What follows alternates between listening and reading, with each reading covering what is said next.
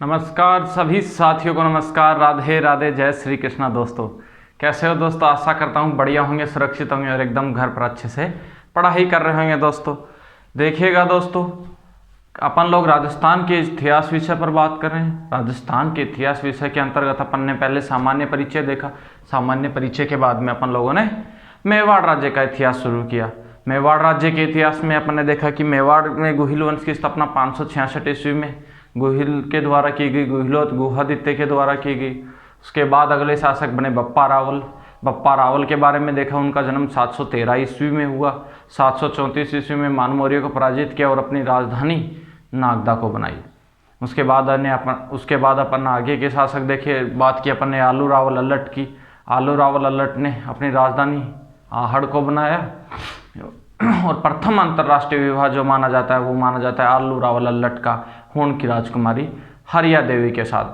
अल्लट के बाद में अपन ने बात की थी शक्ति कुमार की। शक्ति कुमार के बारे में अपन बीती क्लास में पढ़ रहे थे कि शक्ति कुमार के समकालीन जो मालवा का शासक है, मालवा का शासक था मुंज परमार। और मुंज परमार आक्रमण करता है किस पर? शक्ति कुमार पर। तो मुंज परमार के इस आक्रमण के समय शक्ति कुमार का जो साथ देता है वो राष्ट्रकूट शासक धवल देता है। भाई मालवा के शासक मुंज परमार ने शक्ति कुमार को पराजित किया और मेवाड़ के कुछ हिस्सों पर अधिकार कर लिया।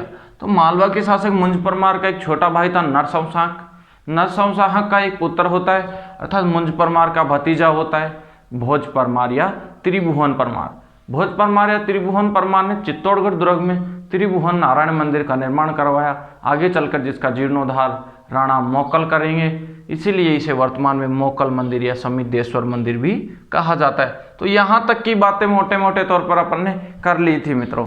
तो आगे की ओर अपन अब बढ़ेंगे कि शक्ति कुमार के बाद में कौन से शासक आएंगे, इनकी क्या वंशावली है। चलिए दोस्तों आगे की ओर बढ़ते हैं। आशा करता हूँ जहाँ तक पढ़ाया है वहाँ तक आपको कहीं कोई डाउट नहीं होगा।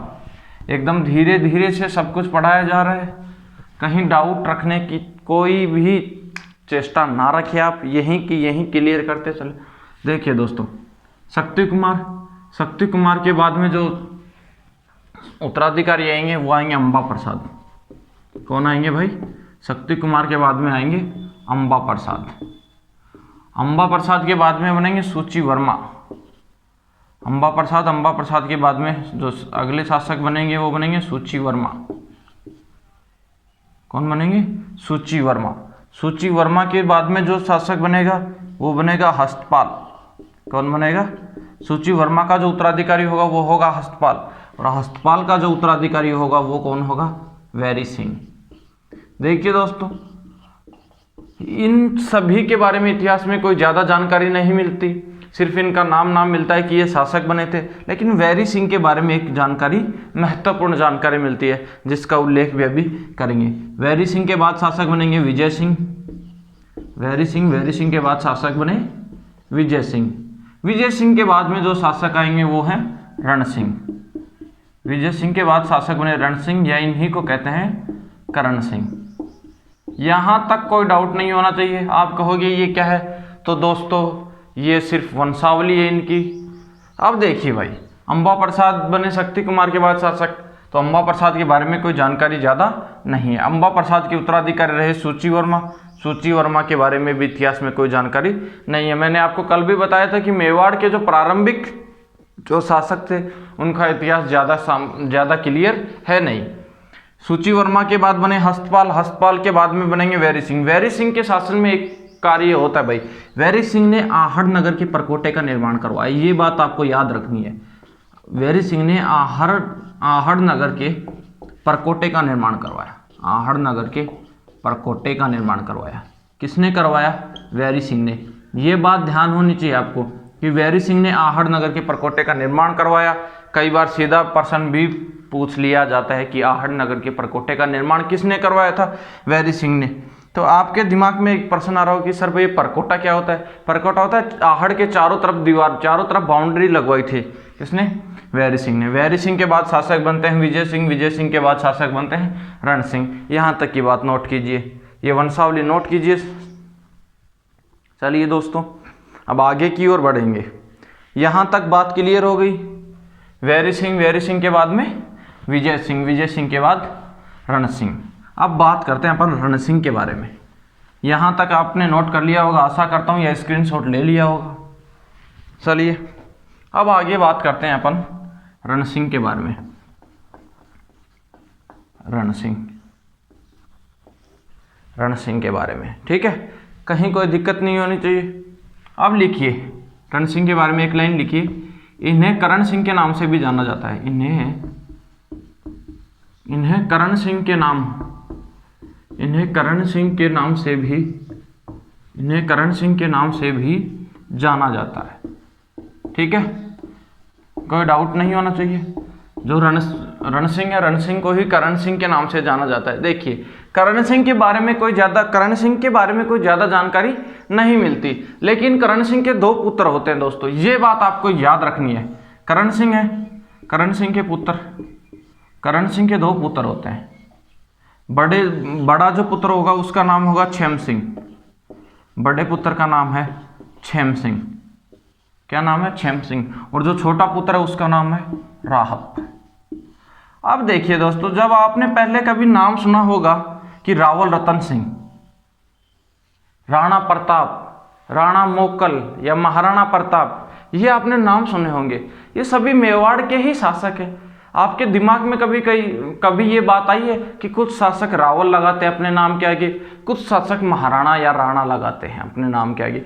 जो रावल, महाराणा या राणा है, इसका अर्थ होता है सेवक। जो मेवाड़ के जो शासक हैं वो भगवान शिव को वहाँ के शासक और खुद को उनके सेवक मानते थे दोस्तों।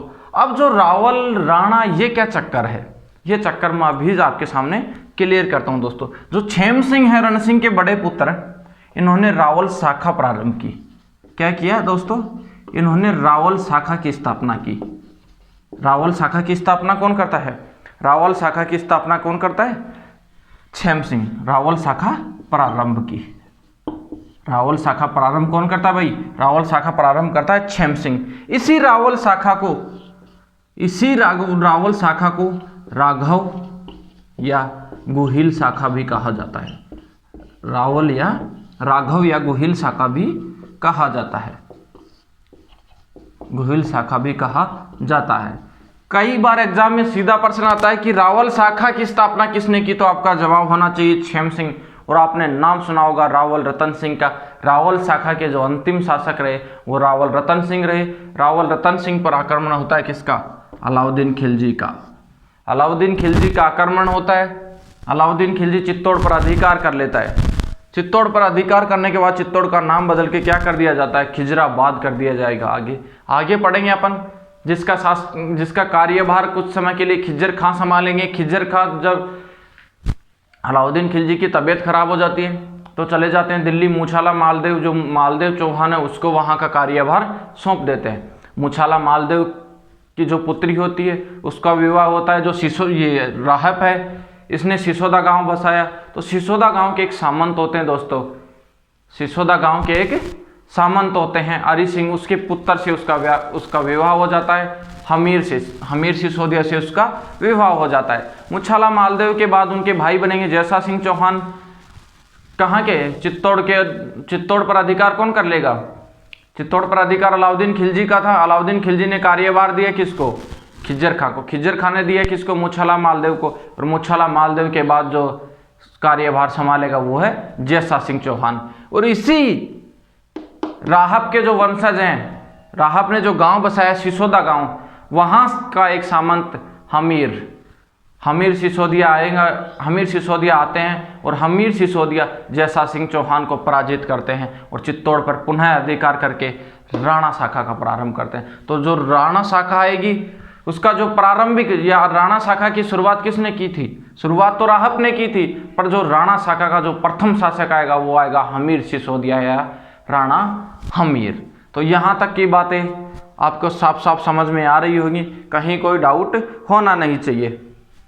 देखिए जो राहप ने क्या किया? राणा शाखा की स्थापना की। राहप ने क्या राणा शाखा की स्थापना की। राणा शाखा की स्थापना कौन कर देते हैं भाई?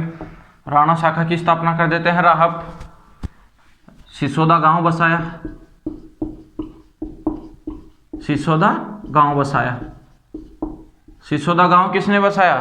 राहप ने। जो ये राणा शाखा, इसी को क्या कहते हैं? इसी को सिसोदिया शाखा भी कहते हैं, राणा शाखा या सिसोदिया शाखा। ठीक है भाई, यहां तक कोई डाउट नहीं होना चाहिए आप लोगों को, एकदम क्लियर है सब कुछ बात। रण सिंह के दो पुत्र होते हैं, रण सिंह के दो पुत्र होते हैं, छेम सिंह और राहप सिंह। छेम सिंह जो है उसने रावल शाखा प्रारंभ की, इसी रावल शाखा को राघव शाखा या गुहिल शाखा कहा जाता है। राहप ने राणा शाखा की स्थापना की और सिसोदा गांव बसाया, इसी राणा शाखा को सिसोदा शाखा भी कहा जाता है साथियों। यहां तक कोई डाउट नहीं होना चाहिए आप लोगों को। चलिए दोस्तों आगे बढ़ते हैं, आगे की ओर बढ़ते हैं। यहां तक की बात हो चुकी है, अब देखिए आगे देखिए। यहां तक नोट कर लिया होगा, स्क्रीनशॉट लेने का समय भी दिया गया है आपको। देखिए जो रण सिंह है, रण सिंह के बड़े पुत्र कौन? अभी मैंने बताया छेम सिंह। तो अब शासक कौन बनेंगे? छेम सिंह के जो वंशज होंगे वो अपने नाम के आगे क्या लगाएंगे? किस शाखा का प्रारंभ किया छेम सिंह ने? रावल शाखा का प्रारंभ किया। तो छेम सिंह, रण सिंह के बाद कौन बनेंगे? छेम सिंह। और छेम सिंह के जो उत्तराधिकारी होंगे वो कौन होंगे? सामंत सिंह। और अपने यहाँ नाम के आगे क्या लगाएंगे? रावल। तो रावल सामंत सिंह, रावल सामंत सिंह। ठीक है दोस्तों, रावल सामंत सिंह हो गए। अगले जो उत्तराधिकारी होंगे वो कौन होंगे? रावल सामंत सिंह होंगे। तो ये बात लिख लीजिए एक बार, और अब बात करते हैं रावल सामंत सिंह के बारे में। रावल सामंत सिंह, इनका भी शासनकाल का जो समय है वो अभी तक क्लियर नहीं है दोस्तों। तो जहां असमंजस की स्थिति है वहां से प्रश्न बनना बहुत ही मुश्किल है भाई। अब देखिए रावल सामंत सिंह के बारे में दो तीन बातें। जो रावल सामंत सिंह है ना, इनका जो विवाह होता है, वो होता है पृथ्वीबाई प्रभा से। इनका जो विवाह होता है वो होता है पृथ्वीबाई प्रभा से। किससे होता है? पृथ्वीबाई प्रभा से। और जो ये पृथ्वीबाई प्रभा है ना, ये पृथ्वीराज चौहान तृतीय की क्या है? बहन है। अर्थात जो रावल सामंत सिंह है वो क्या है? पृथ्वीराज तृतीय के बहनोई है। पृथ्वीराज तृतीय के बहनोई है। ठीक है, बहनोई कह दो, जीजा कह दो, वर्तमान समय में यही जीजू हो गए, तो कुछ भी कह दो आप। रावल सामंत सिंह के विवाह होता है पृथ्वीराज तृतीय की बहन पृथ्वीबाई प्रभा के साथ। अब देखिए भाई, सामंत सिंह के बारे में दो तीन बातें मिलती हैं, ज़्यादा कुछ मिलता है नहीं। जो रावल सामंत सिंह हैं, पृथ्वीराज जो तृतीय है, इनका तराइन के युद्ध में इनका साथ कौन देते हैं? मेवाड़ के कौन से शासक देते हैं? रावल सामंत सिंह देते हैं। तो ये चीज आपको लिखनी है। देखिए तराइन के प्रथम युद्ध 1191 ईस्वी की बात है। तराइन के प्रथम युद्ध, ये जो तराइन है ये पड़ता है हरियाणा के जिला करनाल में। तराइन के प्रथम युद्ध में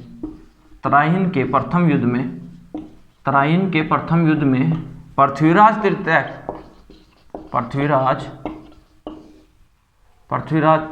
या पृथ्वीराज चौहान जो है, पृथ्वीराज तृतीय का सहयोग करने वाले मेवाड़ के शासक,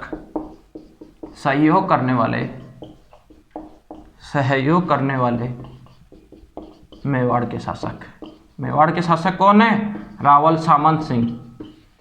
यहां तक की बात क्लियर हो गई। इनका विवाह होता है पृथ्वीबाई प्रभा से, जो पृथ्वीराज तृतीय की बहन है। और रावल जो सामंत सिंह है वो तराइन के प्रथम युद्ध जो 1191 ईस्वी में लड़ा जाता है, जो तराइन स्थान है वो है हरियाणा के जिला करनाल में है दोस्तों। तो तराइन के प्रथम युद्ध में पृथ्वीराज तृतीय का सहयोग करने वाले मेवाड़ के जो प्रथम शासक है वो कौन है?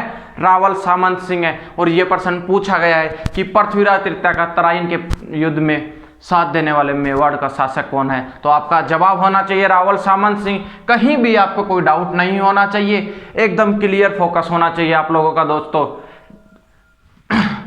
यहां तक की बातें एकदम क्लियर हो गई हैं दोस्तों। सफलता के दरवाजे साथियों उन्हीं के लिए खुलते हैं जिनकी उनको खड़खड़ाने की औकात होती है। साधारण व्यक्तियों की बस की बात नहीं है सफलता पाना भाई। सफलता उन्हीं को मिलती है जो सफलता के दरवाजे खड़खड़ाने की औकात रखते हैं मेरे भाई। तो आप में वो औकात है, आप उस लायक हो की सफलता आपको मिलेगी। इतनी आसानी से कुछ भी नहीं मिलता दोस्तों, सफलता पाने के लिए बहुत कुछ करना पड़ता है। अब देखिए दोस्तों, तराइन का जो प्रथम युद्ध होता है 1191 ईस्वी में, साथ कौन देते हैं? मेवाड़ के शासक रावल सामंत सिंह। और इसी युद्ध में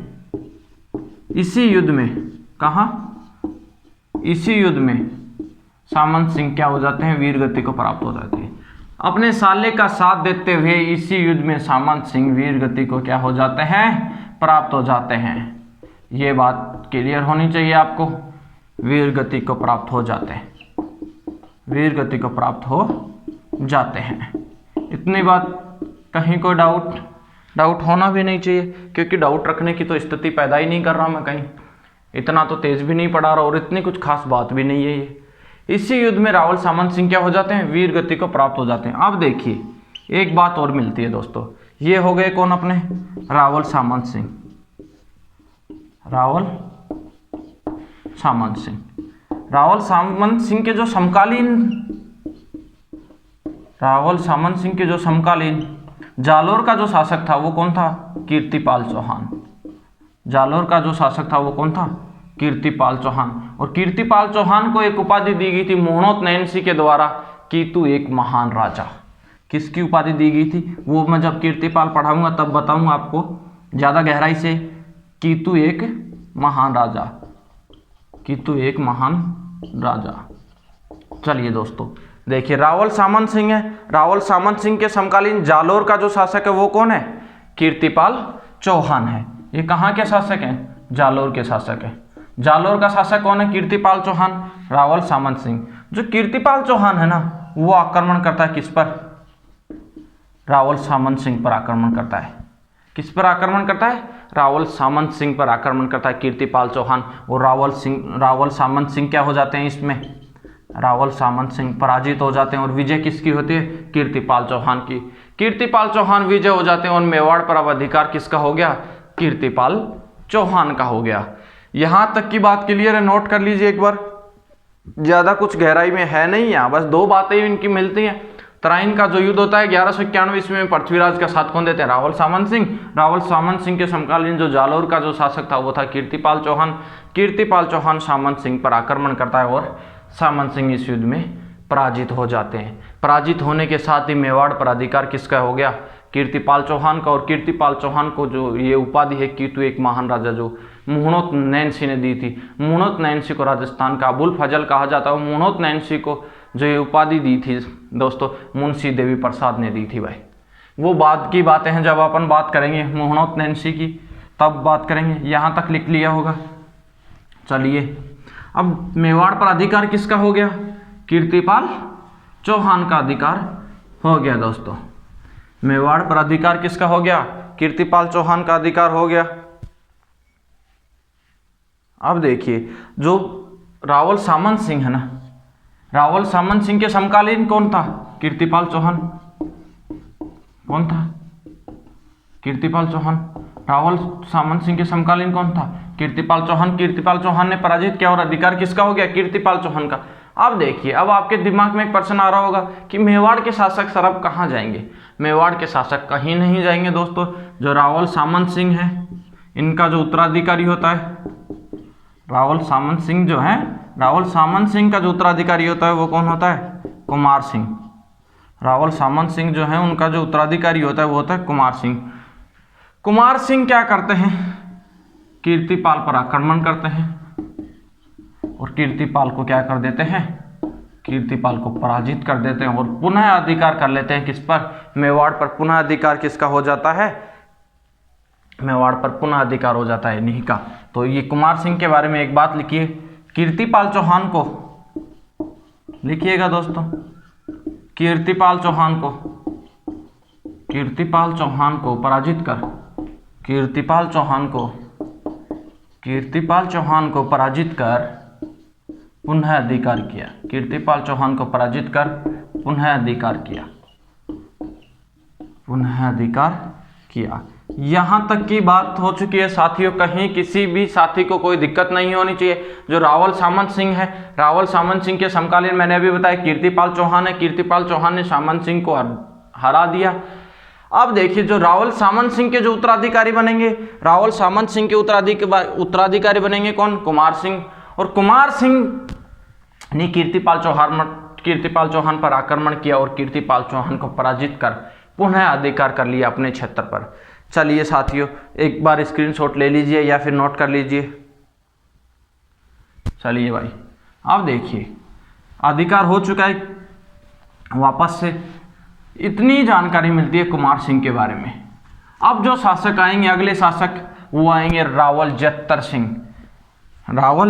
सिंह। और यहीं से इतिहास, जो मेवाड़ के जो शासकों का इतिहास है, वो यहीं से एकदम क्लियर मिलता है दोस्तों। तो अपने जो अगले शासक हैं वो रावल जेत्तर सिंह हो गए। रावल जेत्तर सिंह के बारे में 2-4 बातें देखिए।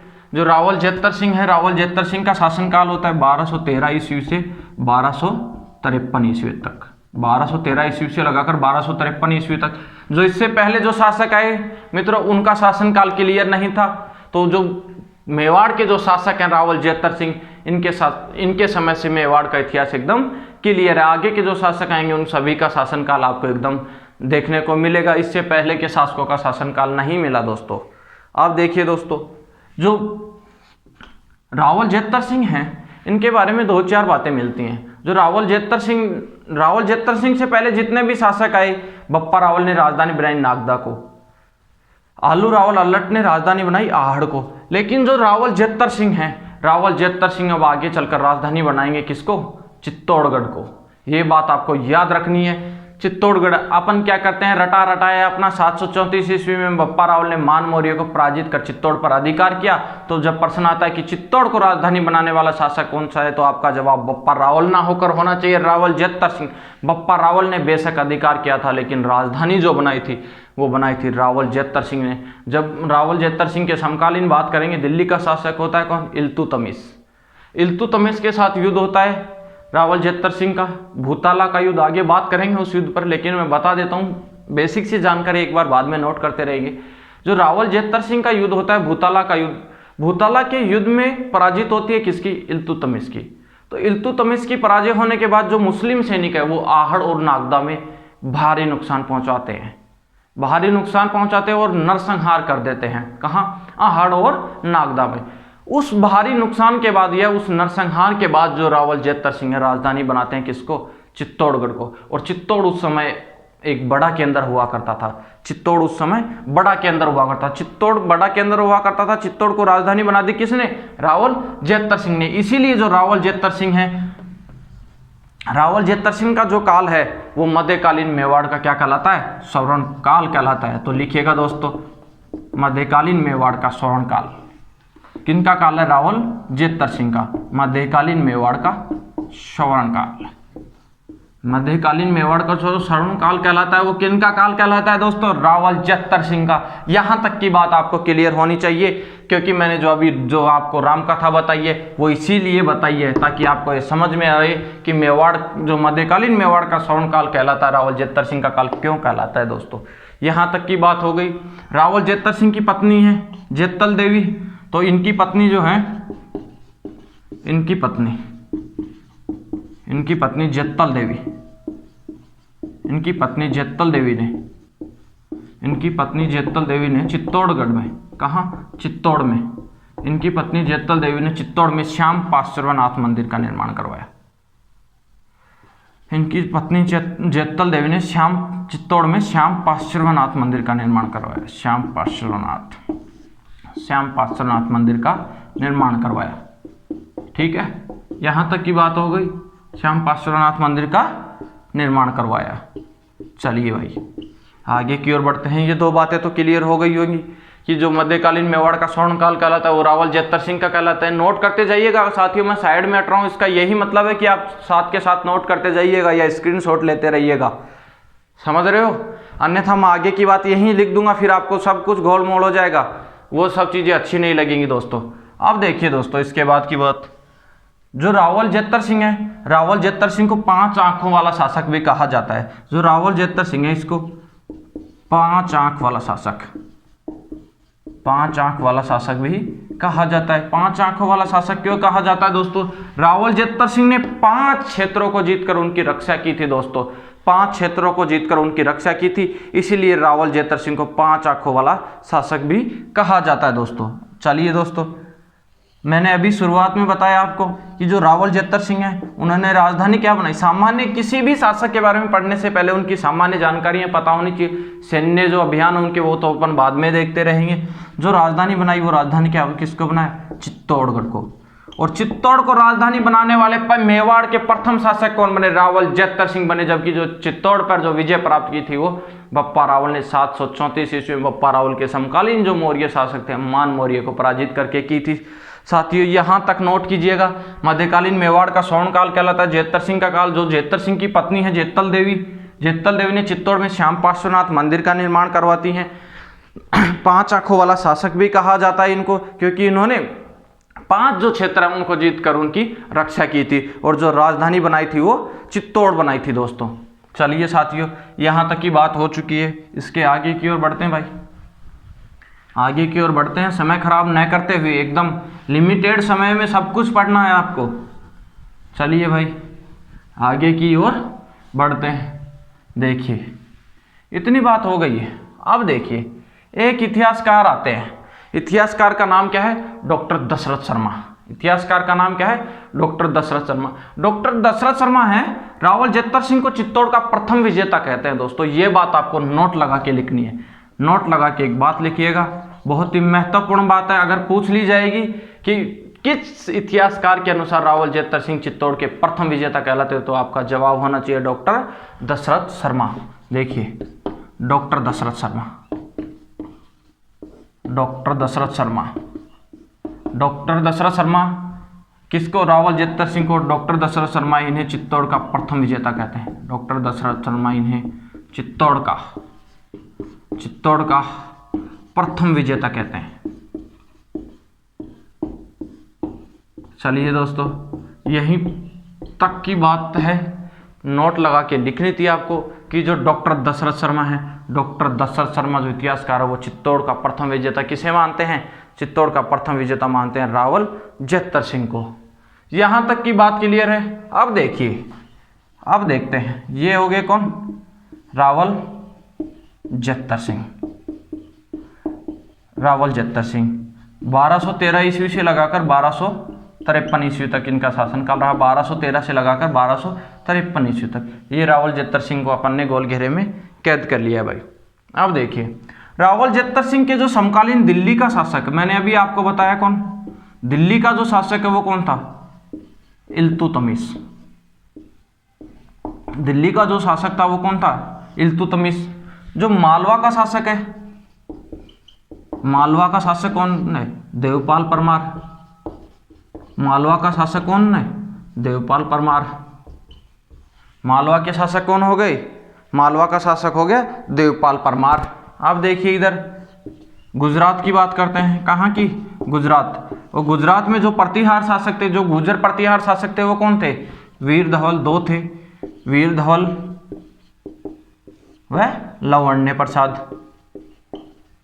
वीर धवल व लावण्य प्रसाद ये रावल जेत्तर सिंह के समकालीन शासक है। समकालीन शासकों से भी प्रश्न पूछा जाता है।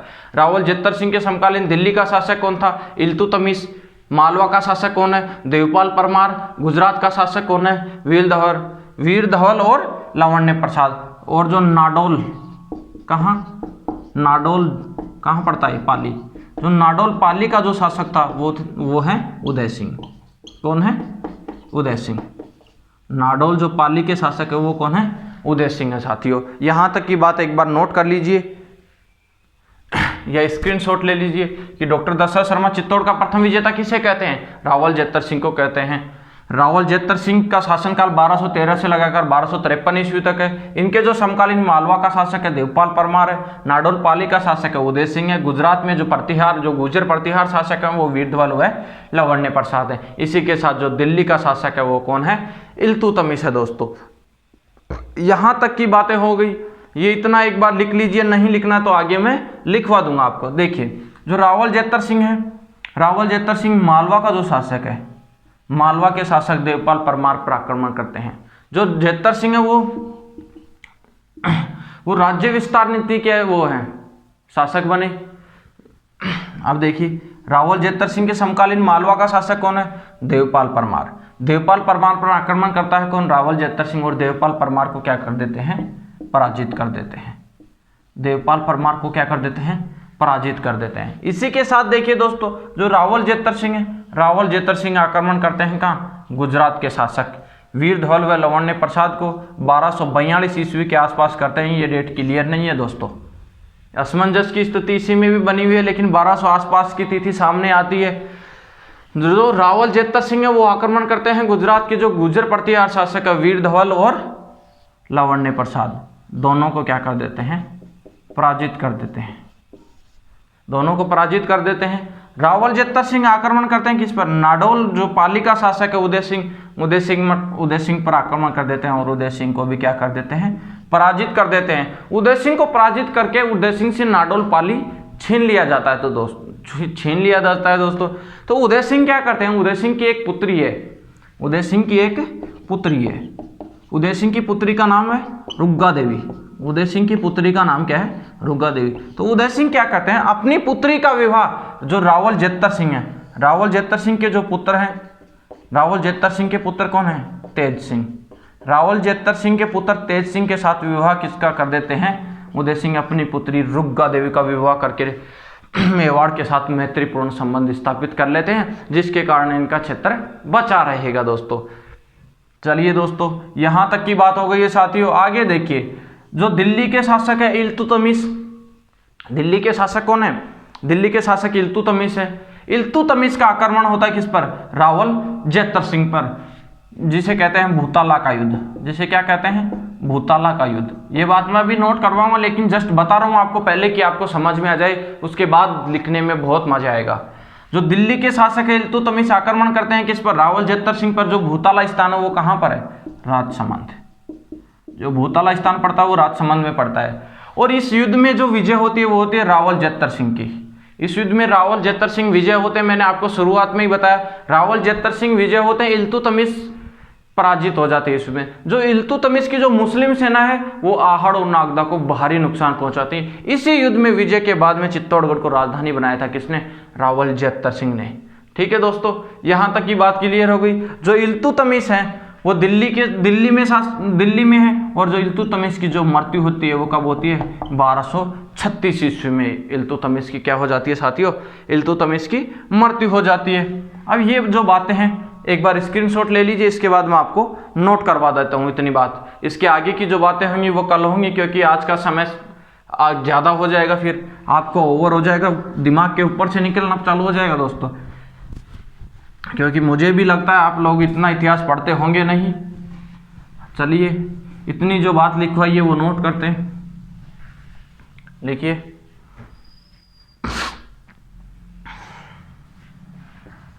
चलिए लिखते हैं। जो बातें अभी बताइए वो बातें लिखते हैं। रावल जेतर सिंह ने मालवा के शासक, रावल जेतर सिंह ने मालवा के शासक, मालवा का शासक कौन है? देवपाल परमार। मालवा के शासक देवपाल परमार को पराजित किया। देवपाल परमार को पराजित किया। अगर इसके अलावा दूसरी तरीके से लिखना चाहो, ज़्यादा समझ में आएगा तो ऐसे लिखना। रावल जेतर सिंह के समकालीन मालवा के शासक देवपाल परमार थे। रावल जेतर सिंह ने देवपाल परमार को पराजित किया, ताकि जब आप दोबारा देखें तो आपको ये बात समझ आए कि जो मालवा का शासक कौन था? देवपाल परमार था। इसके बाद देखिए, गुजरात के शासक समकालीन, ऐसा नहीं, ऐसा लिखो समकालीन, ताकि आपको अच्छे से समझ में आए। समकालीन गुजरात शासक, समकालीन गुजरात शासक वीर धवल व लावण्य प्रसाद। समकालीन गुजरात शासक वीर धवल व लावण्य प्रसाद को पराजित किया। वीर धवल व लावण्य प्रसाद, लावण्य प्रसाद को जेतर सिंह ने पराजित किया। जेतर सिंह ने पराजित किया। और इसकी मैंने तिथि आपको बताई है, 1242 के आसपास की तिथि मिलती है। ये तिथि क्लियर नहीं है साथियों, असमंजस की स्थिति इस पर भी बनी हुई है, तो जहां असमंजस की स्थिति बनी हुई है वहां से प्रश्न आना बहुत ही कम चांस बनते हैं, क्योंकि कोई भी बोर्ड अपना प्रश्न वापस नहीं हटाना चाहता, और जहां से परमाणु ही नहीं है तो वहां से प्रश्न आना भी मुझे नहीं लगता कहीं लाजमी होगा। इसके बाद देखिए समकालीन नाडोल, समकालीन नाडोल, नाडोल कहाँ पड़ता है, पाली। समकालीन नाडोल शासक, समकालीन नाडोल शासक कौन थे, अभी मैंने आपको बताया, समकालीन नाडोल शासक उदय सिंह, समकालीन नाडोल शासक उदय सिंह को पराजित कर, उदय सिंह को पराजित किया, उदय सिंह को पराजित किया। अब वो बात नीचे लिख लिए, नीचे लिखिए, नीचे तो जगह नहीं है, इतनी बात एक बार आप नोट कीजिएगा, इतनी बात एक बार आप नोट करिएगा भाई। उसके बाद आगे की ओर बढ़ते हैं अपन, इतनी बात नोट हो चुकी है, आगे की ओर बढ़ा जाए। चलिए इतनी बात हो चुकी है तो आगे की ओर बढ़ते हैं।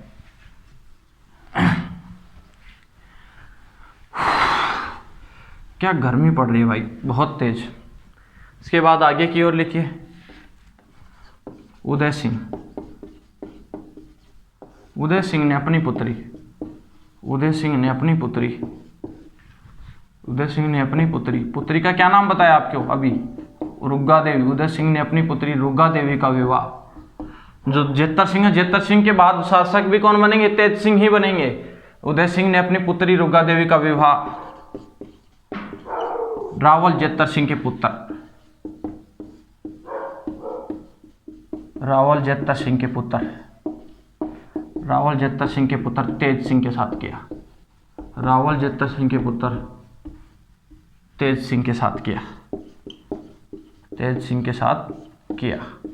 यहां तक की बात क्लियर है, कहीं कोई डाउट नहीं होना चाहिए। यहां तक जो चीजें हैं वो एकदम साफ साफ है कि नाडोल जो पाली का शासक है उदय सिंह, उसको पराजित किया। उदय सिंह ने मैत्रीपूर्ण संबंध स्थापित करने के लिए क्या किया, अपनी पुत्री रुग्गा देवी का विवाह किसके साथ किया, तेज सिंह के पुत्र के साथ किया, और मैत्रीपूर्ण संबंध स्थापित कर दिए।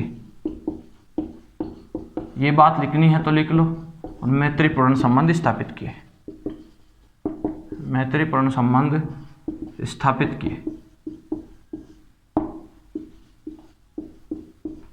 ठीक है, यहां तक कोई डाउट नहीं होना चाहिए, क्योंकि जैसे ही रावल जेतर सिंह नाडोल के शासक उदय सिंह को पराजित करते हैं, उनसे नाडोल छीन लिया जाता है। तो मैत्रीपूर्ण संबंध स्थापित हो गए, अब उनसे नाडोल नहीं छीना जाएगा, अब नाडोल उनको वापस कर दिया गया। साथ ही समकालीन शासक गुजरात के जो प्रतिहार शासक है वीरधवल और लावण्य प्रसाद को पराजित किया, वहीं मालवा के समकालीन शासक देवपाल परमार को पराजित किया। अब देखिए जो दिल्ली में समकालीन शासक हैं कौन है, इल्तुतमिश। तो हेडिंग डाल के लिखिए भूताला का युद्ध, भूताला का युद्ध, भूताला का युद्ध। जो भूताला का जो युद्ध है, भूताला स्थान कहाँ है, राजसमंद में है। भूताला का स्थान कहाँ है, भूताला कहाँ है, लिख लीजिए यहीं। भूताला जो स्थान है वो राजसमंद में है, कितने बार बता दिया है मैंने आपको। भूताला का जो युद्ध हुआ, ये कुछ इतिहासकार इसको 1226 ईस्वी में बताते हैं, जबकि आगे बात करूंगा। एक इतिहासकार होते हैं डॉक्टर गोपीनाथ शर्मा। इतिहासकार कौन होते हैं, सॉरी डॉक्टर नहीं, गोपीनाथ शर्मा, वो डॉक्टर भंडारकर है, वो उनका साथ देते हैं आगे, सॉरी। जो गोपीनाथ शर्मा होते हैं, गोपीनाथ शर्मा इस युद्ध की जो तिथि बताते हैं वो 1222 से 1229 के मध्य बताते हैं। ये बात भी अपने को नोट कर ले, लेकिन नोट करनी है, लेकिन अभी अपन इसी पे ध्यान देते हैं। जो भूताला का युद्ध अधिकांश इतिहासकार 1226 ईस्वी में बताते हैं। किस किस के मध्य ये युद्ध होता है, तो जेतर सिंह बनाम इल्तुतमिश, जेतर सिंह बनाम इल्तुतमिश के मध्य ये युद्ध होता है। और इस युद्ध में जो विजेता होते हैं, इस युद्ध के जो विजेता होते हैं वो होते हैं रावल जेतर सिंह। यहां तक कोई डाउट नहीं होना चाहिए। जो भूताला का युद्ध है, भूताला स्थान कहां पड़ता है, राजसमंद, ये याद रखिएगा। अधिकांश इतिहासकार 1226 ईस्वी में बताते हैं। अगर एग्जाम में 1226 आएगा तो आपको यही करना है दोस्तों।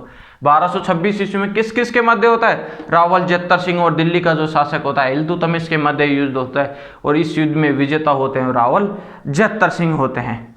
यहां तक की बात लिखिए, यहां तक की बात नोट कर लीजिए या स्क्रीनशॉट ले लीजिए। हो गई बातें, चलिए आगे की ओर। आगे की ओर चलिए। जो भूतला का युद्ध हुआ, इसमें पराजय किसकी हुई? इल्तुतमिश की हुई। तो इस पराजय के पश्चात जो है वो जो मुस्लिम सैनिक आहड़ व नागदा को भारी क्षति पहुंचा देते हैं। आहड़ व नागदा को भारी क्षति पहुंचा देते हैं, जिस कारण राजधानी क्या बना देते हैं? चित्तौड़गढ़ बना देते हैं। तो लिखिए, भूतला के युद्ध के बाद में लिखिए, इस युद्ध के पश्चात मुस्लिम सैनिक, इस युद्ध के पश्चात मुस्लिम सैनिकों ने आहड़ व नागदा, मुस्लिम सैनिकों ने आहड़ व नागदा को क्षति पहुंचाई। आहड़ व नागदा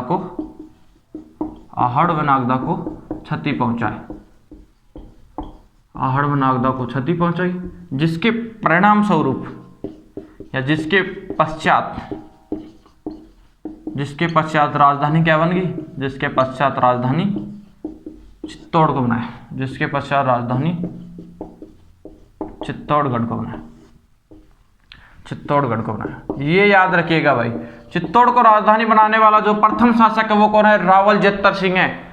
जबकि चित्तौड़ पर विजय प्राप्त किसने की थी? बप्पा रावल ने की थी 734 ईस्वी में मान मौर्य को पराजित कर। जबकि बप्पा रावल की जो राजधानी थी वो नागदा थी, रावल जेत्तर सिंह ने राजधानी क्या बना दिया? चित्तौड़। और इनके बीच में एक राजधानी और आती है आहड़, वो बनाते हैं आलू रावल अल्लठ। नोट लगा के एक बात लिखिएगा, नोट लगाइए, नोट लगा के लिखिएगा बात। इतिहासकार का नाम अभी बताया मैंने आपको, क्या? गोपीनाथ शर्मा। नोट लगा के बात लिखिए, ये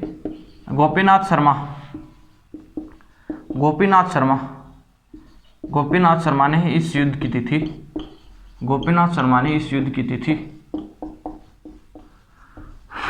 1222 से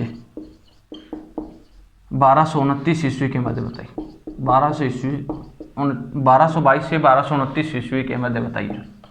ये बातें हो गई, यहाँ तक की बातें क्लियर होनी चाहिए आपको, कहीं कोई दिक्कत नहीं होनी चाहिए। जो गोपीनाथ शर्मा है वो इस युद्ध की तिथि या इस युद्ध का जो तिथि को हटा के लिखिएगा, इस युद्ध का समय, इस युद्ध का जो समय है 1222 से 1229 ईस्वी के मध्य बताते हैं दोस्तों। यहाँ तक की बात क्लियर हो गई, कहीं कोई डाउट नहीं होना चाहिए। जो इसके आगे की बात है, इसके आगे की बात करेंगे कल। तब तक के लिए सभी को धन्यवाद, जुड़ने के लिए शुक्रिया दोस्तों।